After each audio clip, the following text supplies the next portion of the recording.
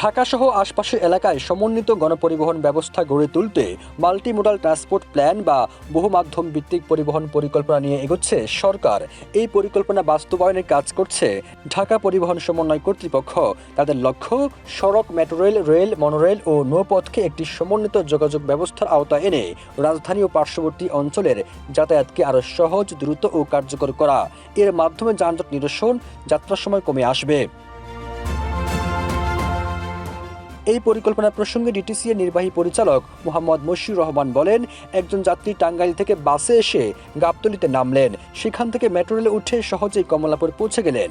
একই যাত্রায় চাইলে মেট্রোরেল সংযোগ ব্যবহার করে এয়ারপোর্ট কিংবা নৌপথেও যুক্ত হয়ে দ্রুত গন্তব্যে পৌঁছতে পারবেন।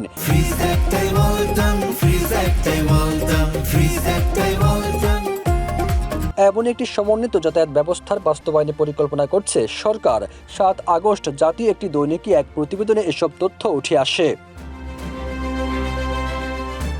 তিনি বলেন, বর্তমানে নগর রেল পরিবহন কৌশলগত পরিকল্পনা 2026 থেকে 2045-এ 8টি মেট্রো রেল লাইন, 2টি বিআরটি করিডোর, 3টি রিং রোড, 8টি রেডিয়াল সড়ক, 6টি এক্সপ্রেসওয়ে এবং 21টি ট্রান্সপোর্টেশন হাব নিয়ে সমন্বিত নেটওয়ার্ক গড়ে তোলার পরিকল্পনা করছে সরকার।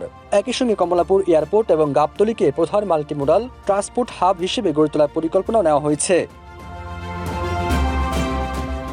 ডিটিসি এর নির্বাহী পরিচালক আরও বলেন, সরকার প্রধানের সরাসরি হস্তক্ষেপে প্রকল্পগুলোর বাস্তবায়ন ধাপে ধাপে এগিয়ে চলছে। এছাড়া পরিবহন ব্যবস্থার প্রতিটি উন্নয়ন কার্যক্রমে প্রধানমন্ত্রীর নির্দেশনা রয়েছে। সবুজ আলম, ইত্তেফাক।